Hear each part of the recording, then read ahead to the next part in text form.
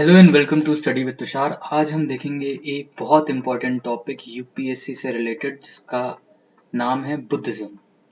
तो बुद्धिज्म में कई प्रकार के क्वेश्चन प्री और मेंस दोनों में ही पूछे जा चुके हैं और हर साल कोई ना कोई क्वेश्चन कभी ना कभी रिपीट होता ही है बुद्धिज्म से। तो यूपीएससी को पता नहीं क्यों बुद्धिज्म जैनिज्म जैसे टॉपिक से बहुत ज़्यादा प्यार है और वो अक्सर इस टाइप के टॉपिक्स में से क्वेश्चन लगातार पूछते ही रहते हैं। तो हर साल कह लीजिए कि एक ना एक क्वेश्चन बुद्धिज्म से या जैनिज्म के आसपास से आता ही है। तो इसलिए हम इसको कवर अप करेंगे। बहुत इंपॉर्टेंट टॉपिक है, इसलिए ध्यान रखिएगा। बुद्धिज्म जो है हमारे यहाँ किस किस टॉपिक को कवर अप करता है, तो बुद्धिज्म टॉपिक कवर अप करता है हमारे एंशियंट हिस्ट्री को भी, ये टॉपिक कवर अप करता है फिलोसफी को भी, और एथिक्स इंटीग्रिटी एप्टीट्यूड में भी बुद्धिज्म टॉपिक जो है वो कवर अप करता है। ठीक, तो उसमें हम बहुत इंपॉर्टेंट जो है जो केवल इम्पोर्टेंट जो एग्जाम रिलेटेड कंटेंट होगा हम केवल उस पर फोकस करेंगे। तो वीडियो के लास्ट तक बने रहिएगा। लास्ट में मैं आपको कुछ ऐसे इंपॉर्टेंट पॉइंट बताऊंगा जो एग्जाम रिलेटेड पूछे गए हैं। ठीक है, तो चलिए शुरू करते हैं। बुद्धिज्म, तो बुद्धिज्म की स्टार्टिंग जो होती है वो किसके द्वारा होती है? भगवान बुद्ध के द्वारा।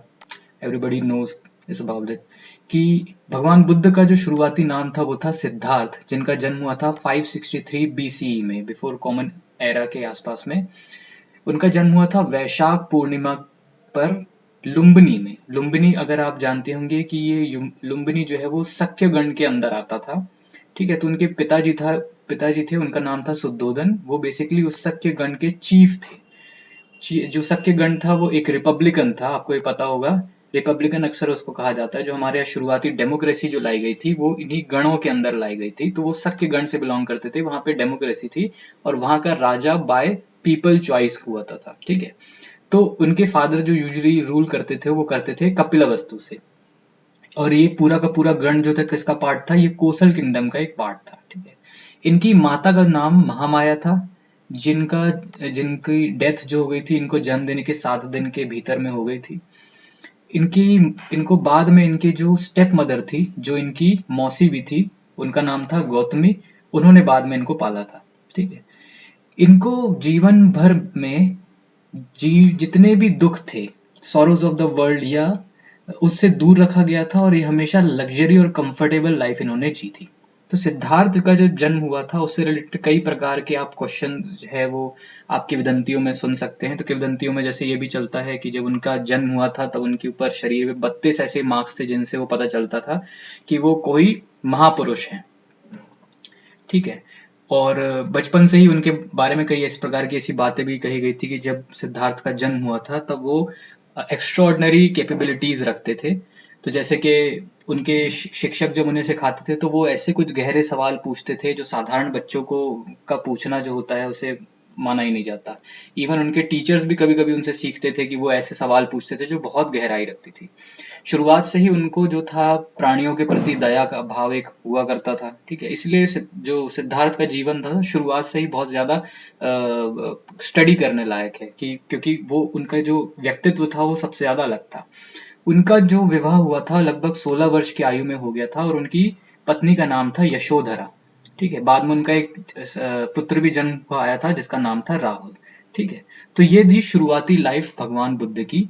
तो जहाँ पे जिस जगह पर वो पैदा हुए, ठीक है, तो हम लोग क्या इंपॉर्टेंट याद रखेंगे कि उनका जन्म किस जगह पे। देखिए सिद्धार्थ का जन्म जैसे लुम्बिनी में हुआ है, ये इंपॉर्टेंट प्लेस है इसलिए इसको याद रखना जरूरी है। ठीक है, लेकिन अक्सर जो क्वेश्चन घुमा फिरा कर पूछा जाता है कि कब उनका जन्म हुआ, तो जैसे वैशाख पूर्णिमा के दिन जन्म हुआ था।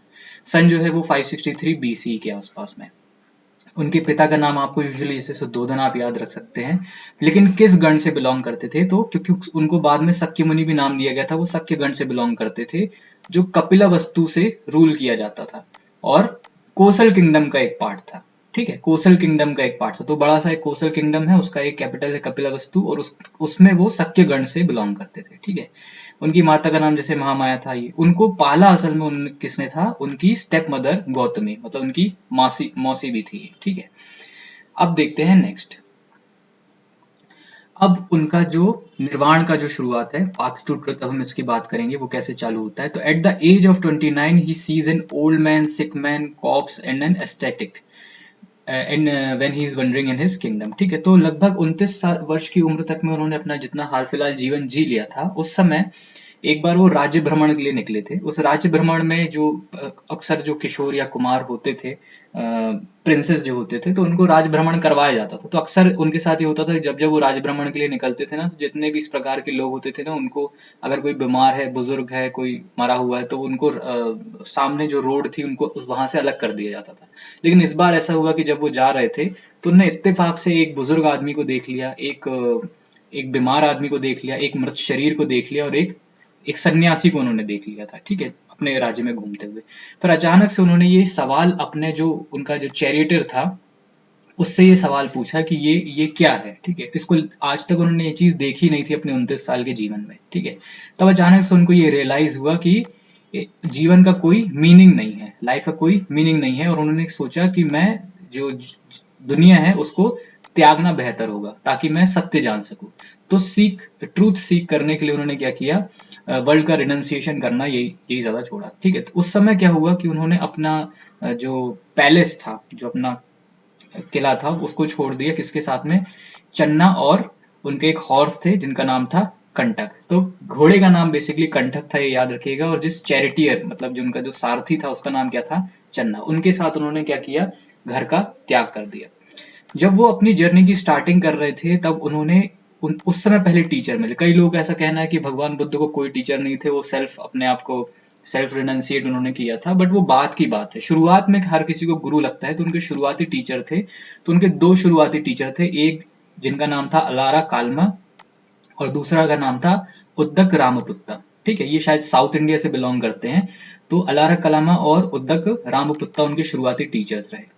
बाद में उन्होंने जो योग शिक्षा इसके यहाँ से ग्रहण करी, उसके बाद वो आगे बढ़ते चले गए और उनको वहां पे 5 वंडरिंग एस्थेटिक्स मिले, मतलब वहां दूसरे 5 सन्यासियों के साथ वो जुड़े। उन 5 सन्यासियों का नाम ये देखिए, ये इंपॉर्टेंट है, कौन कौन से 5 इंपॉर्टेंट सन्यासी जो उनको मिले थे, कोंदना, भद्दिया, वप्पा, महानमा और अस्साजी। इसको याद रखिएगा, कोंदन्ना, भद्दिया, बप्पा, महानामा और अस्साजी, ठीक है। इनके साथ में मिलके उन्होंने सीवियर ऑस्टेरिसिटी मतलब हठयोग जो था वो उन्होंने प्रैक्टिस चालू किया, काय के लिए, ताकि उनको एनलाइटनमेंट मिल सके। लेकिन उनको ये बाद में समझ में आया कि कितना भी आप वो कठोर, ऐसा आप सन्यासी का सोचो कि आप इतना कठोर तपस्या आप कर लोगे और आपको अटेनमेंट मिल जाएगा, उनको वो चीज समझ में आई कि शायद मिलना मुश्किल है, ठीक है।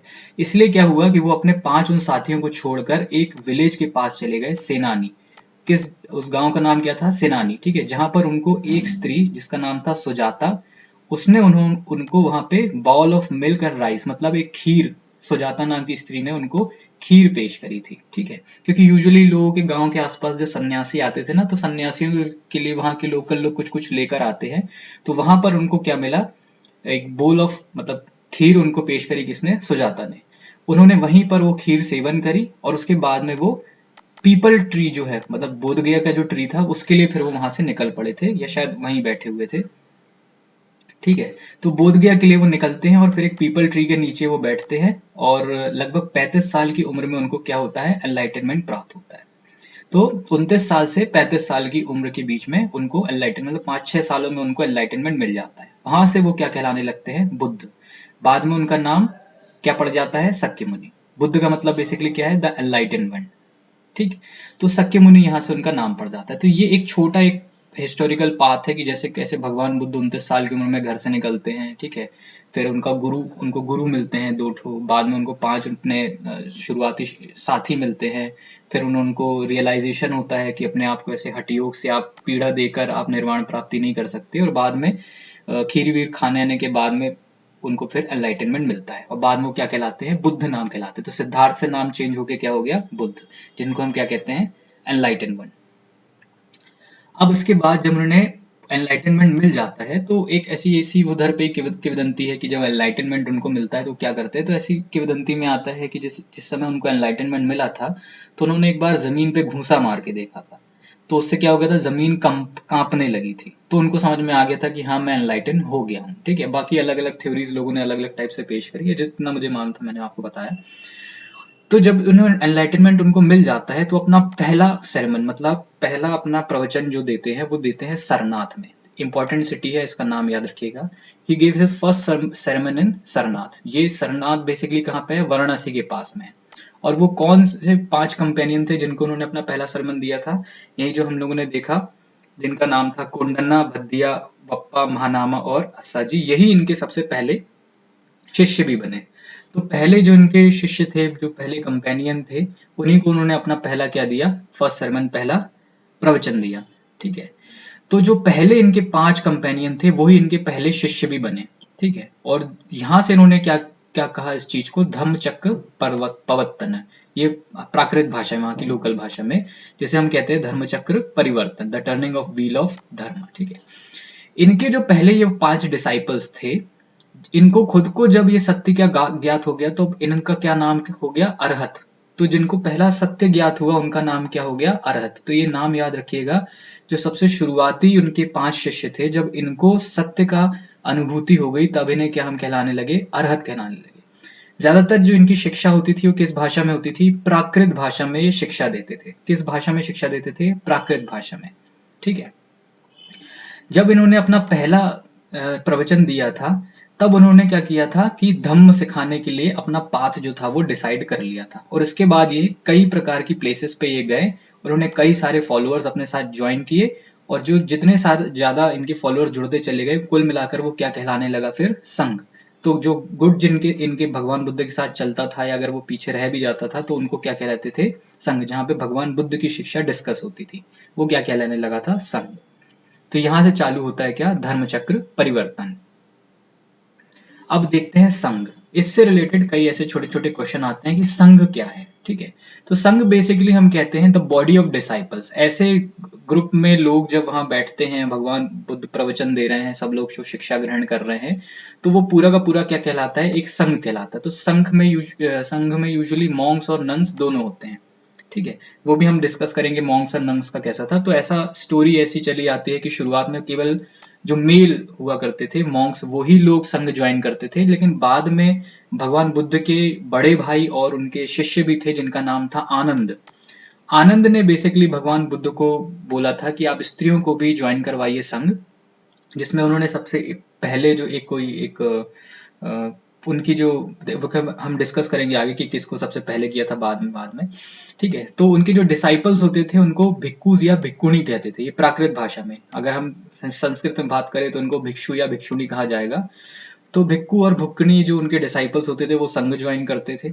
ठीक है, और ये जो लोग संघ को ज्वाइन करते थे, उनका काम ये था कि शिक्षा ग्रहण करने के बाद दूसरों को भी धम्म का पाठ या धर्म का पाठ सिखाना है। तो शुरुआत में केवल पुरुष होते थे जो इसको जो ज्वाइन करते थे, बाद में स्त्रियां भी संघ ज्वाइन करने लगी थी।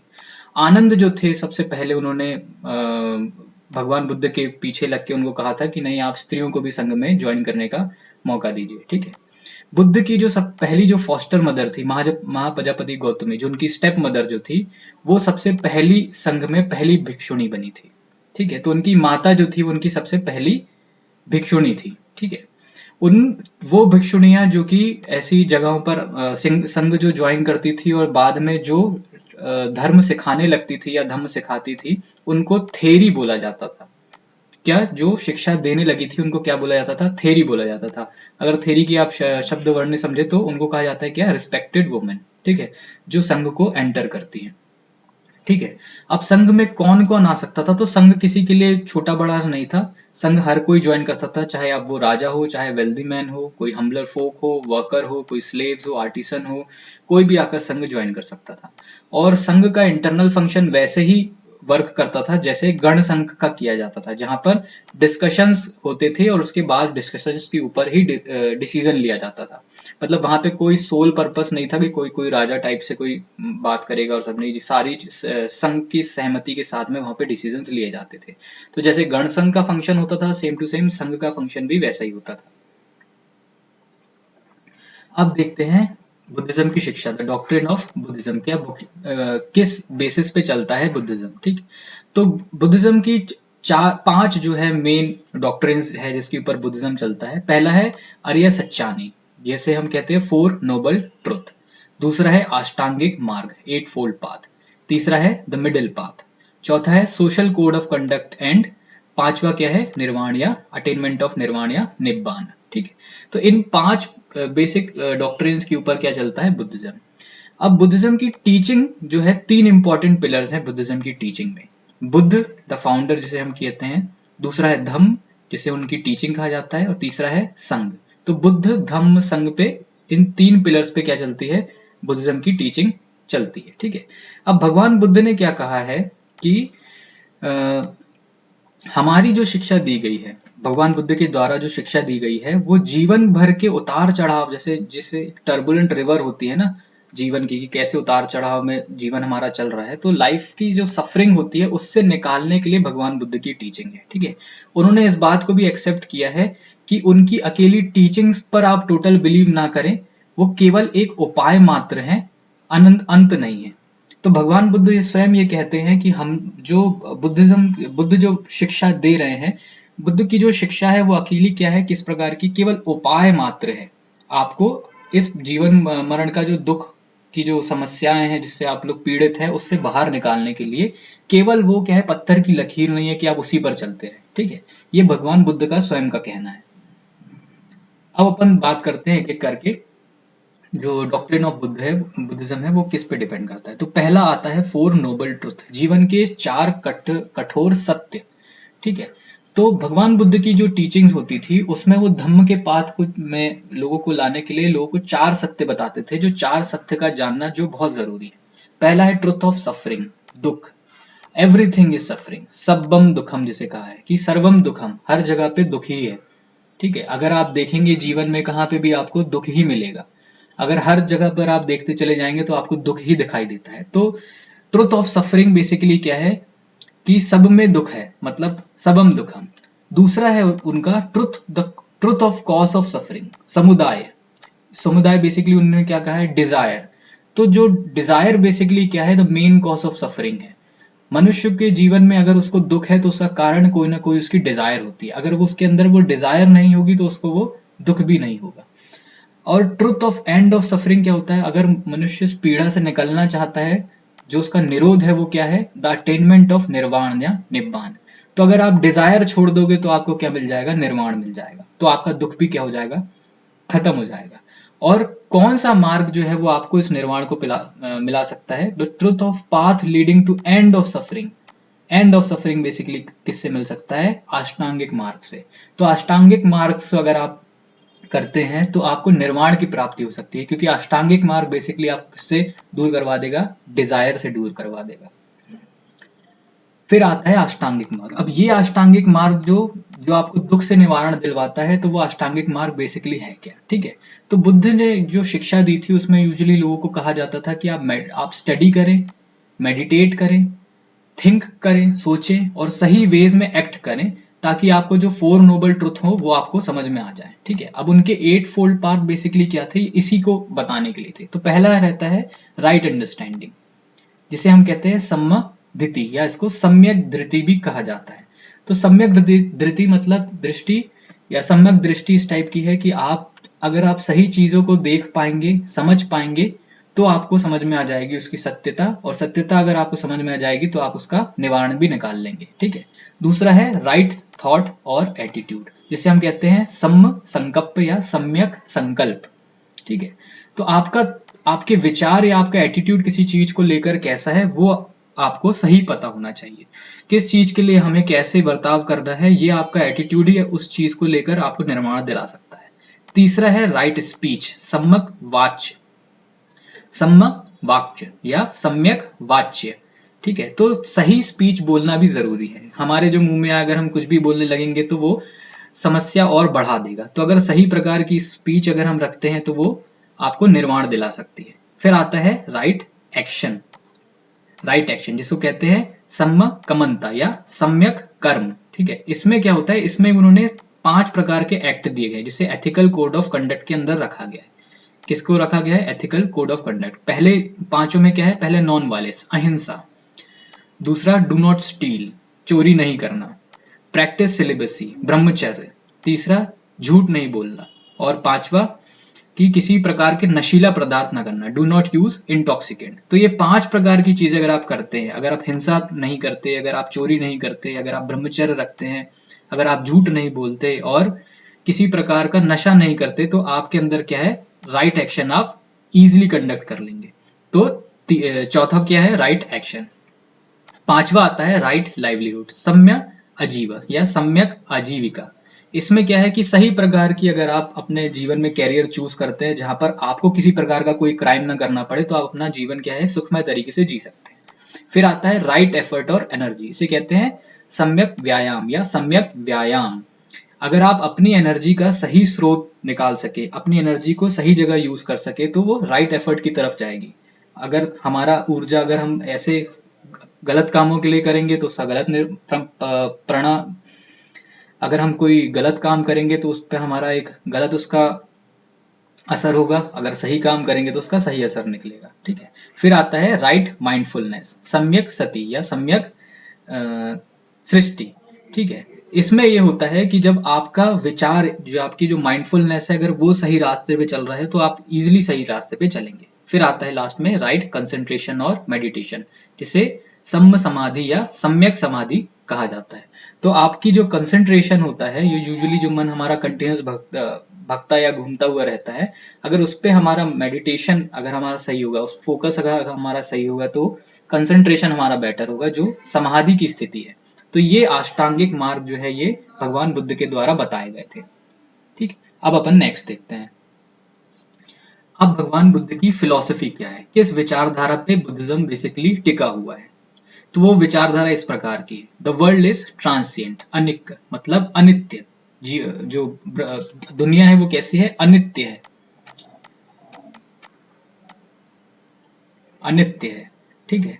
जो लगातार चेंज होती रहती है। वर्ल्ड कैसा है, ट्रांसिएंट। दूसरा, इट इज ऑल्सो सोललेस, अनंत। ठीक है।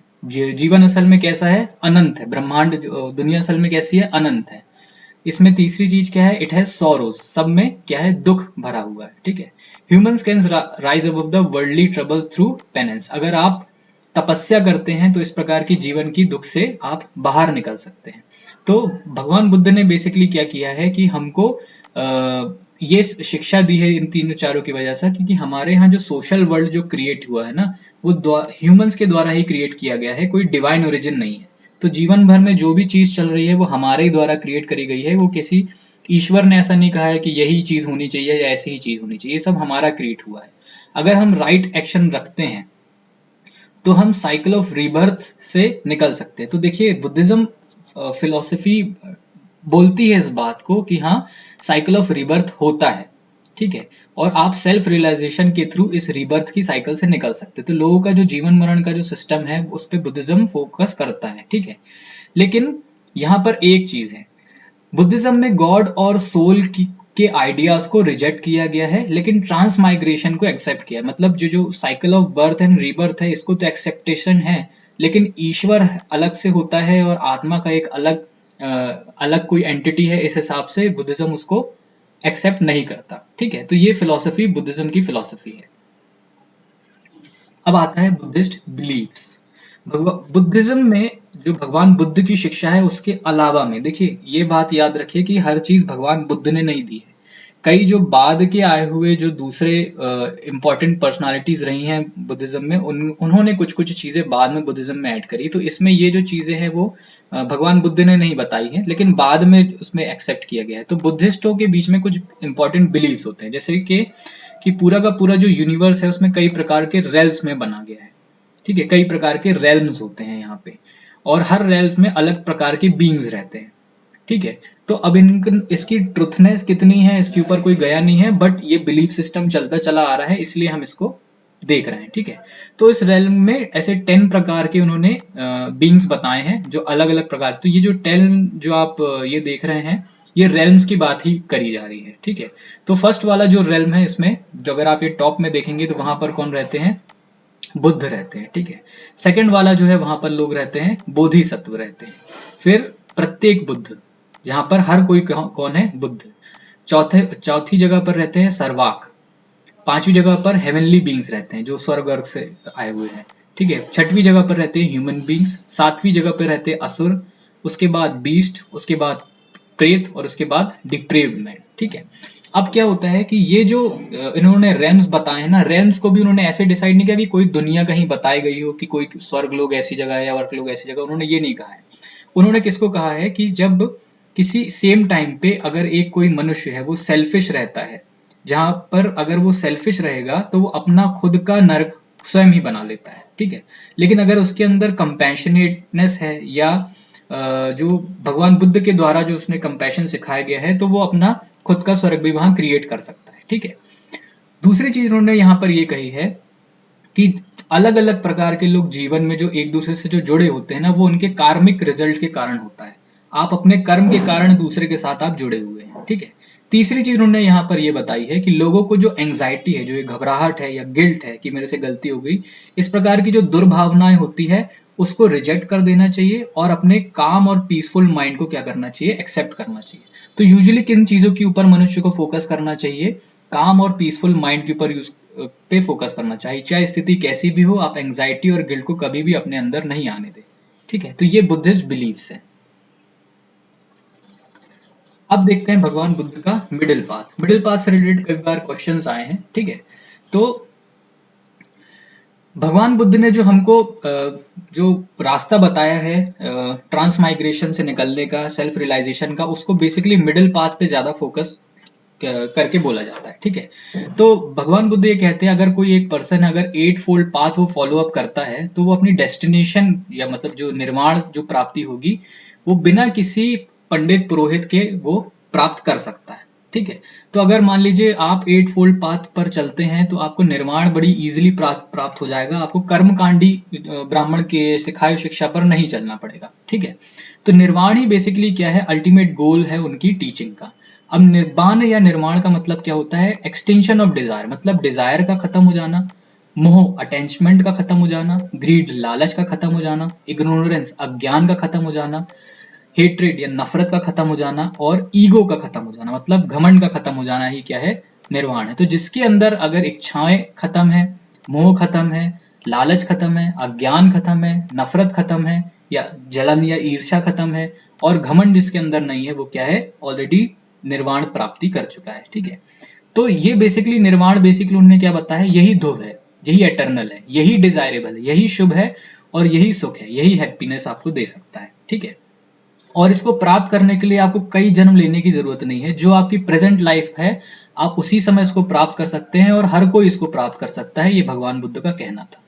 वो लोग जो इसको प्राप्त कर लेते हैं इसी लाइफ में, उनको कहा उन्होंने सपो देसीसा दिशेसा निब्बान धतु, सपो दिशेसा निब्बान धतु, जो इसको प्राप्त कर लेते हैं और जो अरहत इसे प्राप्त करते हैं उनको अनुपदिशेसा निब्बान धतु कहा जाता है, अनुपदिशेसा निब्बान धतु, ठीक है। तो हर कोई जो है वो निर्वाण प्राप्त कर सकता है, ये मिडिल पाथ के थ्रू ये शिक्षा दी है। अब हम लोग बात करते हैं बहुत इंपॉर्टेंट क्वेश्चन से रिलेटेड, जिसमें से 50-100,000 बार क्वेश्चन जो है यूपीएससी पूछ चुका होगा, वो है इसके लिटरेचर। तो लिटरेचर कई प्रकार के हैं, पहले तो कैनोनिकल और नॉन कैनोनिकल 2 टाइप के लिटरेचर्स हैं जो आप इसमें देखेंगे। तो अभी हम पहले बात करेंगे कैनोनिकल जो है लिटरेचर्स उनके ऊपर। तो कैनोनिकल लिटरेचर जो भगवान बुद्ध के समय के बाद से लिखना चालू हुए थे, उनको हम पिताक में डिवाइड करते हैं। तो त्रिपिताक जो है, अक्सर आपने सुना होगा, त्रिपिताक जो है वो बुद्धिस्ट लिटरेचर में आते हैं। तो त्रिपिताक लिखे गए थे। तो इंपॉर्टेंट देखिएगा, एक एक मैं इसको समझाऊंगा क्या है। तो इंपॉर्टेंट है 3 पिताक जो त्रिपिताक में आते हैं, वो है पहला विनय पिताक, दूसरा है सूत पिताक और तीसरा है अभिधम्म पिताक।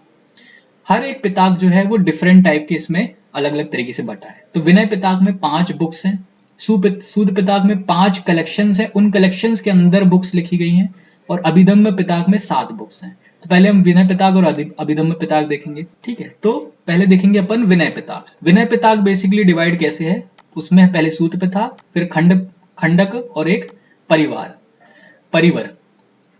तो खंडक डिवाइडेड है महावग्ग और कुल्लवग्ग में, और सूत विभंग डिवाइडेड है विभंग में और भिक्कुणी विभंग में। फिर बात आता है अभिधम्म पिताक। अभिधम्म पिताक में 7 इंपॉर्टेंट बुक्स है। पहला है धम्म संगनी, दूसरा विभंग, तीसरा धतु कथा, चौथा पुग्गल पनत्ति, पांचवा कथावतत्तु, छठवा यम और 7वां पत्थान, ठीक है। ऐसे करके अभिधम्म पिताक 7 बुक में बटी है। अब जो सूत पिताक है, ठीक है, इसमें से अक्सर देखना ज्यादा क्वेश्चंस आएंगे सूत पिताक से रिलेटेड। अब ये कैसे डिवाइडेड है, तो सूत पिताक में पहला आता है दीघा निकाय, फिर मझिम्म निकाय, फिर संयुक्त निकाय, फिर अनुत्तर निकाय और जो लास्ट वाला है वो खुद्दक निकाय। खुद्दक निकाय बेसिकली 15 बुक्स में बटी हुई है।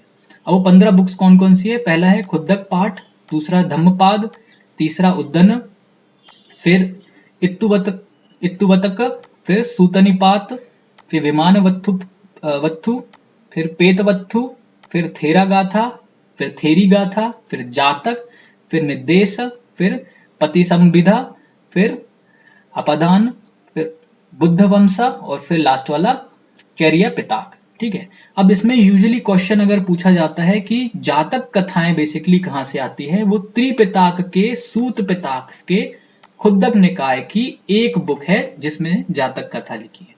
इन्हीं जगह पर थेरा गाथा और थेरी गाथा भी इसी के अंदर मिलता है। धम्म पद भी किसका एक पार्ट है? सूत पिताक के अंदर खुद्दक निकाय का एक पार्ट धम्म पद है। तो इससे रिलेटेड यूजुअली क्वेश्चन आते हैं, हमको इस पे फोकस करना है। ठीक है, तो ये मैंने आपको इंपॉर्टेंट कुछ बता दी। फिर आता है नॉन कैनोनिकल पार्ट। तो नॉन कैनोनिकल पार्ट बेसिकली असल में क्या है कि त्रिपिताक के अलावा जितने भी ग्रंथ लिखे गए हैं बुद्धिज्म के ऊपर, वो सब नॉन कैनोनिकल पार्ट में आते हैं। तो इसमें क्या होता है, जैसे कुछ ट्रीटीज के बारे में दिया गया है, ठीक है, जो धर्म पद या धर्म के ऊपर लिखी गई, कुछ हिस्टोरिकल इंफॉर्मेशन है, कुछ कोट्स हैं, कोई डेफिनेशन है, कोई ग्रामर है, ठीक है, कोई दूसरी राइटिंग जो पाली भाषा में लिखी गई, जो तिब्बत में लिखी गई चीजें, जो चाइनीज जो ट्रेवलर्स आए थे उनके द्वारा जो लिखी गई है ना, या कोई ईस्ट एशियन दूसरी लैंग्वेज, जैपनीज है, थाईलैंड की किसी भाषा में लिखी गई होगी, तो वो सारी नॉन कैनोनिकल पार्ट में आती है। तो उसमें जैसे एग्जाम्पल के तौर पर हम देखेंगे जैसे मिलिंदापन हो, तो एक इंडो ग्रीक किंग था जिसका नाम था मिलिंडर या मिनेंदर। ठीक है, उनके और नागसेन जो थे उनके बीच में जो बातें हुई थी, उन्होंने जो भगवान बुद्ध के बारे में जो चर्चा करी थी बुद्धिज्म के ऊपर, उसको जिस चीजों के ऊपर लिखा गया था उसको हम मिलिंदापन हो कहते हैं। तो ये नॉन कैनोनिकल पार्ट का एक टाइम। सेम टू सेम एक नित्य पकड़ना है, वो भी इसी चीज के ऊपर फोकस है। फिर आता है विशुद्धि मार्ग, ठीक है, पाथ ऑफ प्योरिटी, ठीक है, ये बुद्ध घोष के द्वारा रचित है, वो भी नॉन कैनोनिकल पार्ट में आता है। फिर एक होता है निदान कथा, ये भी भगवान बुद्ध की लाइफ स्टोरी के ऊपर लिखा है। फिर एक दीपावंसा है, एक महावंसा, ये भी भगवान बुद्ध की लाइफ के ऊपर लिखा गया है। ठीक है, फिर उसके बाद दीपावंसा महावंसा में कुछ इंपॉर्टेंट बात ये थी कि जैसे जितने भी हिस्टोरिक अकाउंट्स थे भगवान बुद्ध की लाइफ पे, वो भी उस पे लिखा हुआ है। फिर बुद्धिस्ट काउंसिल जितनी हुई थी, अशोक का श्रीलंका में जो जाना था बुद्धिज्म का स्प्रेड कराने के लिए, वो भी दीपावंसा महावंसा में लिखा हुआ है। फिर एक महावस्तु है जो कि भगवान बुद्ध की हेगियोग्राफी है, ठीक है, जो सेक्रेट बायोग्राफी जो हम कहते हैं महावत्सु, वो भी नॉन कैनोनिकल पार्ट में आती है। तो त्रिपिताक में भगवान बुद्ध की जो ऐसी हिस्ट्री नहीं लिखी गई, जो अदर पार्ट में लिखी गई, वो नॉन कैनोनिकल पार्ट में आता है। ठीक है, हम लोग देखते हैं कि बुद्धिज्म का स्कूल्स ऑफ बुद्धिज्म कौन कौन से। तो भगवान बुद्ध के जाने के बाद में बुद्धिज्म बाद में और स्प्रेड होता चला गया, और जितने ज्यादा उनकी स्प्रेडनेस हुई, डिफरेंट टाइप की विचारधारा जगी, और उतनी विचारधाराओं में उतने टाइप्स ऑफ स्कूल्स बन गए। तो स्कूल्स बेसिकली उनकी डिफरेंट टाइप की विचारधाराओं को दर्शाते हैं। तो पहला स्कूल जो सबसे ओल्डेस्ट स्कूल था उसे कहते हैं हम हीनयान बुद्धिज्म। ठीक है, इसको थेरावाड़ा के नाम से भी जाना जाता है, या लेसर व्हील या लेसर पाथ हम इनको कहते हैं। ये बेसिकली ऑर्थोडॉक्स है, मतलब जो भगवान बुद्ध ने उस दौर में जो सिखाया गया था, सेम टू सेम चीज जो आज भी प्रैक्टिस होती है ऑर्थोडॉक्स सिटी के आधार पे, वो भगवान बुद्ध की कोर फिलॉसफी पे चलती है। ठीक है, इसे हम हिंदयान बुद्धिज्म कहते हैं। इसे पाली भाषा में जो यूज होता है इस हिनयान में, वो पाली भाषाओं पर सब चलता है। ठीक है, ये उन्होंने भगवान बुद्ध को एज एन ह्यूमन बीइंग बताया, कोई भी डिवाइन ओरिजिन या गॉड भगवान बुद्ध को नहीं बताया। हिनयान में कभी भी आइडल वर्शिप नहीं होती, किसी प्रकार की मूर्ति आपको यहाँ भगवान बुद्ध के किसी टेम्पल पे नहीं मिलेगी। और यहाँ पर क्या दिया गया है कि जो सेल्वेशन है, या जो अगर आप कहते हैं जो निर्वाण की जो प्राप्ति होती है, वो सेल्फ डिसिप्लिन और मेडिटेशन के थ्रू ही बताई गई है। हिनयान बेसिकली आपको कहाँ कहाँ मिलता है? Sri Lanka, Myanmar, Thailand, south east Asia के कुछ जो देश हैं वहां पर आपको हिनयान बुद्धिज्म मिलेगा। अशोक जो था उसने हिनयान बुद्धिज्म को ही स्प्रेड करवाया था दुनिया भर में। तो श्रीलंका तक में जो अशोक ने अपना बुद्धिज्म को स्प्रेड करवाया था वो हिनयान स्कूल्स ऑफ थॉट था। ठीक है, कई सालों बाद में, मतलब ये शायद 1 BC के आसपास की बात है या 1 AD के आसपास की बात है, उस समय आया था महायान बुद्धिज्म। ठीक है, इसे हम ग्रेटर व्हील और पाथ्स के नाम से जानते हैं।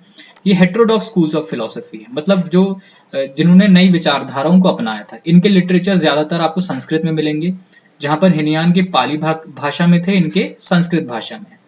इन्होंने भगवान बुद्ध को एज एन गॉड या गॉड दिखाया है और उनकी कई प्रकार की मूर्तियां जो है उनको वो वर्शिप करते हैं, ठीक है।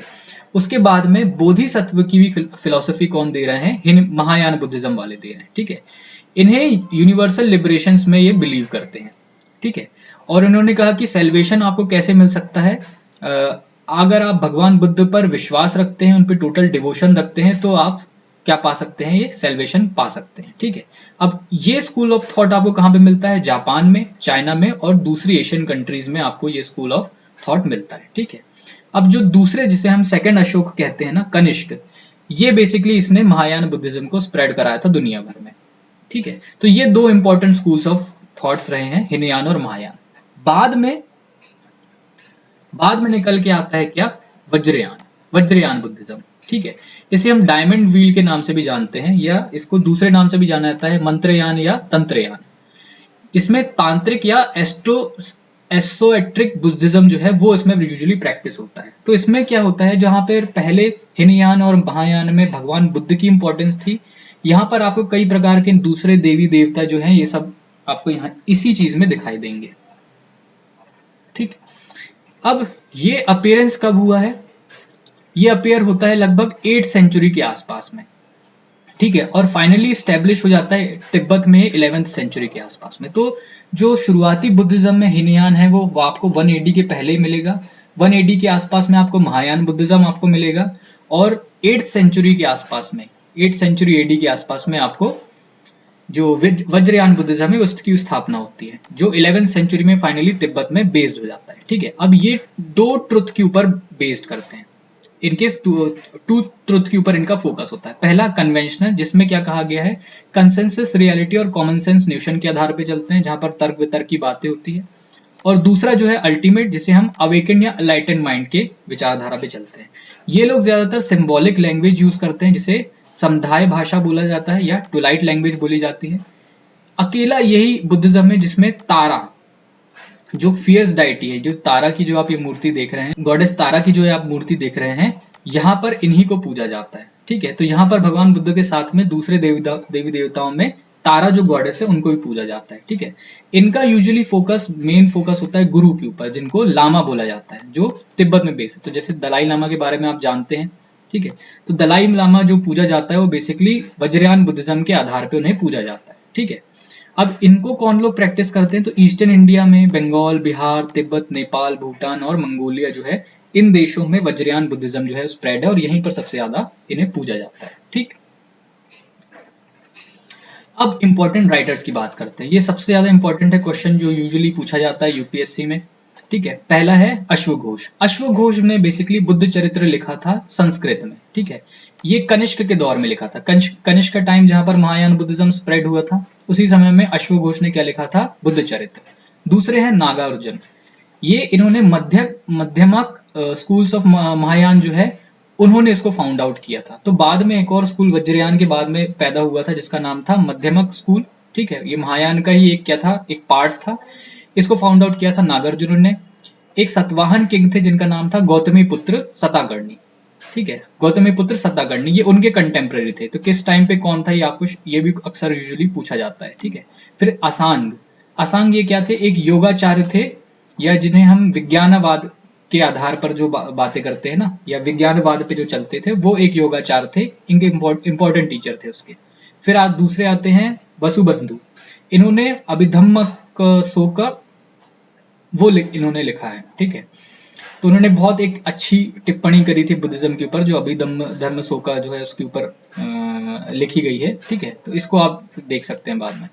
दूसरा है बुद्ध घोष। इन्होंने जो विशुद्धि मार्ग है, जो पाथ ऑफ प्यूरिफिकेशन, जो 5th सेंचुरी पाली लैंग्वेज में लिखा गया था, ये उन्होंने लिखा था, बुद्ध घोष ने। फिर आते हैं दिन्नाग। इन्होंने बुद्धिस्ट लॉजिक जो था उसको फाउंड आउट किया था। फिर आता है धर्मकृति। इन्होंने जो बुद्धिस्ट लॉजिशियन थे ये एक, और एक फिलोसफिकल थिंकर थे, और डायलेक्शन थे, मतलब कई प्रकार की जो डायलेक्टिक थे उसको वो लिखते थे। एटलीस्ट 7th सेंचुरी के आसपास में ये थे। तो ये इंपॉर्टेंट राइटर हैं, कौन कौन से, अश्वघोष, नागार्जुन, असांज, वसुबंधु, बुद्ध घोष, दिनाग, धम्मकृति, ठीक है। अब अपन देखते हैं सबसे इंपॉर्टेंट स्तूप, ठीक है। स्तूप से रिलेटेड कई प्रकार के क्वेश्चन आते रहते हैं। स्तूप क्या है, कब आया, सबसे पहला कहाँ था, क्या है, तो अपन कुछ इंपॉर्टेंट इसमें देखेंगे। तो संस्कृत नेम जो स्तूप बेसिकली क्या है, एक संस्कृत भाषा की का लिखा हुआ है, ठीक है। तो पाली या प्राकृत में स्तूप नहीं आता है, संस्कृत से निकला है क्या, स्तूप, जिसको संस्कृत में हम कहते हैं हीप, ठीक है, ये अंडा आकार में, ठीक है। अब चैत्यास, अब देखते हैं ये है बेसिकली, अगर आप यहाँ पे डायग्राम में देख रहे हैं तो स्तूप कैसा होता है ये आप देख सकते हैं, इसमें कहाँ पर क्या क्या है ये है, ठीक। अब चैत्यास ये इंपॉर्टेंट सीक्रेट प्लेसेस होती है associated with Buddha, have special places और थिंग अटैच्ड टू इट। तो स्तूप बेसिकली कहाँ क्या होती है, वो एक ऐसी जगह पर जहाँ भगवान बुद्ध के जो रिमेन्स थे, उनके डेथ के बाद में उनके रिमेन्स जो थे, उनके अस्थियां या उनके केश थे, अलग अलग जगहों पर लेकर गया था और वहां पर उनको स्थापना दे दी गई थी। तो जहां जहां उनको स्थापित कर दिया गया था वहां वहां पर स्तूप बनाए गए थे। तो उन्हीं जगहों पर मेन जो 4 स्तूप हैं अशोक के द्वारा जहां क्रिएट किए गए थे, उन्हीं स्तूप में से हम एक एक स्तूप को देखेंगे। तो पहला स्तूप बनाया गया था लुम्बिनी में, दूसरा बोधगया में, तीसरा सरनाथ में, बाद चौथा कुशीनगर में। यहाँ 4 इंपॉर्टेंट एंशिएंट स्तूप्स आपको मिलते हैं, ठीक है। लगभग 2nd सेंचुरी बीसी के बाद में कई प्रकार के और दूसरे स्तूप बनाए गए, जो एक भरूच में, एक सांची में, एक सरनाथ में बाद में बनाए गए थे, ठीक है। आपको जो दूसरे स्तूप मिलते हैं, एक मिलता है अमरावती में और दूसरा है शाहजी की डेयरी है, वो पेशावर पाकिस्तान में, ठीक है। वहां पे नीचेस भी बनाए गए हैं और स्कल्पचर्स भी बनाए गए हैं। यूजुअली स्तूप में आपको जातक कथाएं जो है वो कार्ड आउट करी जाती है, ठीक है। और वेशांतर जो जातक कथा है वो सांची स्तूप में फाउंड आउट है। तो क्या होता है यहाँ पे, यूपीएससी अक्सर सवाल पूछ लेता है कि सांची स्तूप में जो हमको मिला है उसमें कौन सी जातक कथा है। तो वेशांतर की जातक कथा है जो सांची के स्तूप में फाउंड आउट है। आप लोग देखते हैं कि स्तूप का डिजाइन कैसे होता है। सबसे टॉप पर ये जो आप देख रहे हैं यहाँ पर छतरी होती है, ठीक है। उसके नीचे ये ब्लॉक जो है उसको हम हर्मिका कहते हैं, ठीक है। ये जो गोल सा आकार का है इसे हम अंडा कहते हैं, ठीक है। फिर एक जगह पर जहां पर लोग यहाँ पर जहां घूम सकते हैं इसको प्रदक्षिणा पाथ कहते हैं। तो 2 प्रदक्षिणा पाथ होते हैं, एक तो ये ऊपर वाला प्रदक्षिणा पाथ है और एक नीचे वाला प्रदक्षिणा पाथ है। उसके बीच में जो दीवार है उसको मेधी कहा जाता है। बाहर का जो हिस्सा है जो घेरा में आता है इसको वेदिका बोलते हैं। और जो गेट का हिस्सा जहां से लोग एंट्री लेते हैं उसके ऊपर ये इसको तोरण बोला जाता है। तो जैसे हमारे घरों में भी तोरण बांधी जाता है ना, वैसे ही ये तोरण जो है वो इस गेट के हिस्से को बोला जाता है। हर एक स्तूप में 4 उसके मेन द्वार होते हैं जो 4 दिशाओं की तरफ दिखाते हैं। कुछ कुछ स्तूपों में आपको ये जो स्तंभ जो है वो भी बनाया गया है और कुछ स्तूपों में नहीं है, ठीक है। तो अलग अलग जगहों पर इसका अलग अलग सिस्टम है, ठीक है। तो इंपॉर्टेंट याद रखिएगा, एक छतरी होती है, हर्मिका होता है, अंडा होता है, प्रदक्षिणा पात होते हैं 2 ठो, एक मेधी है, बाहर वाली दीवार उसको वेदिका और फिर यहाँ तोरण। तो ऐसे पूरा का पूरा क्या बनता है, स्तूप। अब हम देखते हैं भगवान बुद्ध से रिलेटेड कुछ इंपॉर्टेंट प्लेसेस, ठीक है। तो भगवान बुद्ध कहाँ कहाँ गए थे ये उसका पूरा मैप है, आप चाहो तो इसका एक स्क्रीनशॉट भी ले सकते हो। तो जैसे कि भगवान बुद्ध का जन्म हुआ था लुम्बिनी में, ये इंपॉर्टेंट पार्ट है। कपिलवस्तु जो जगह थी वहां से रूल किया जाता था लुम्बिनी को, ये शक्यगण के अंदर आता था, ठीक है। दूसरा जो उन्होंने एक जगह पर गए थे वो थी सावित्री। मैक्सिमम सावित्री जो ऐसी जगह थी जहां भगवान बुद्ध ने अपने ज्यादातर सेरेमन दिए थे, मतलब ज्यादातर अपना जो प्रवचन थे वो सावित्री नाम की जगह पे दिए थे। फिर भगवान बुद्ध कुशीनगर भी गए थे, ठीक है। सरनाथ जो थी इंपॉर्टेंट प्लेस इसलिए है क्योंकि सरनाथ में कई प्रकार का जो सबसे पहला जो सरमन था उनका, जो सबसे पहला प्रवचन था अपने 5 शिष्यों को उन्होंने सरनाथ में दिया था। ये काशी के अंदर आता है, ठीक है, वाराणसी के पास में है ना, ये काशी के अंदर काशी किंगडम के अंदर आता है सरनाथ, ठीक है। भगवान बुद्ध को निर्वाण प्राप्ति हुई थी बोधगया में, ये मगध किंगडम के अंदर आता है। भगवान बुद्ध एक जगह पर मिले थे वैशाली, वैशाली नाम की जगह पे वो वहां रुके थे, ठीक है। ये लक्ष्मी के अंदर आता है, ठीक है। फिर संकस्य वो जगह है जहां पर बाद के लोगों ने कई प्रकार के स्तूपों का निर्माण कराया था। संकस्य की इम्पोर्टेंस है, ठीक है। कई प्रकार के भगवान बुद्ध से रिलेटेड कई मॉन्यूमेंट्स आपको संकस्य में मिलेंगे, ठीक है। तो ऐसे ये इंपॉर्टेंट जगह है जो भगवान बुद्ध के जीवन से रिलेटेड है, ठीक है। तो ये था अभी तक का बुद्धिज्म। तो इससे एक क्वेश्चन मैं अब आपसे पूछता हूँ कि भगवान बुद्ध को जो फ्यूचर बुद्धा जो है उसका नाम क्या है, ये आप मेरे को कमेंट सेक्शन में बताएंगे। फ्यूचर बुद्धा उसको क्या कहा जाता है, या फ्यूचर में जो बुद्ध आने वाले हैं उनको क्या नाम दिया गया है, वो आप मेरे को कमेंट सेक्शन में बताएंगे। तो आज के लिए इतना ही। अगर आपको इस टाइप के वीडियोस और अच्छे लगते हैं तो इस चैनल को लाइक करिए, शेयर करिए, सब्सक्राइब करिए। हम ऐसे वीडियोस और लाते रहेंगे।